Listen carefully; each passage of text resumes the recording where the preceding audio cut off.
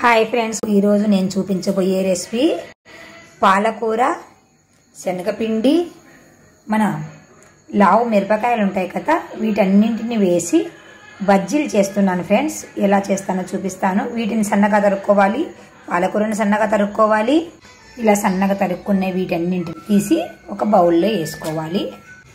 ఆకుకూరలు తినమంటే పిల్లలు తినరు కదా ఫ్రెండ్స్, అందుకని మీరు ఇలాగా చేసి పెట్టండి పిల్లలకి. నేను ఎక్కువ ఆకుకూరలు, పండ్ల రకాలు ఎక్కువ వాడతాను ఫ్రెండ్స్. మీరు కూడా ఎక్కువ వాడి ఆరోగ్యాన్ని మంచిగా చేసుకోండి ఫ్రెండ్స్. మందులకు మాత్రలకు పెట్టకండి ఫ్రెండ్స్. ఇందులోనే తగినంత సాల్ట్ వేసుకోవాలి, కొద్దిగా వంట సోడా వేసుకోవాలి, కొద్దిగా జీలకర్ర వేసుకుంటున్నాను, శనగపిండి వేసుకుంటున్నాను. వీటిని బాగా కలుపుకోవాలి. ఫస్ట్ కలిసేటట్టుగా. తక్కువ వస్తే ఇంకా కొంచెం శనగపిండి వేసుకోండి ఫ్రెండ్స్. నీళ్లు మోస్ట్లీ పట్టకపోవచ్చు, ఒకవేళ పట్టినా కూడా కొంచెం ఒక స్పూన్తో వేసుకోండి ఫ్రెండ్స్. ఎక్కువ వేసుకుంటే మీకు లూజ్ అయిపోతుంది. నాకు ఇంకొంచెం శనగపిండి పడుతుంది. చూడండి, ఈ మోతాదులో పిండిని కలుపుకున్నామంటే సరిపోతుంది. స్టవ్ పైన బాండీ పెట్టుకొని ఆయిల్ వేసి పెట్టుకున్నాను. ఆయిల్ వేడెక్కుతుంది. ఆయిల్ వేడెక్కాక ఈ పిండిని తీసుకొని చిన్న చిన్నగా బజ్జీల్లాగా వేసుకోవాలి.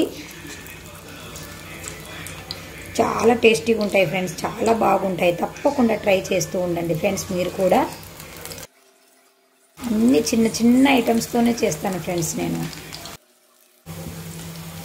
వేసాక వెంటనే కలపకండి, ఒక 2 minutes ఆగి కలపండి.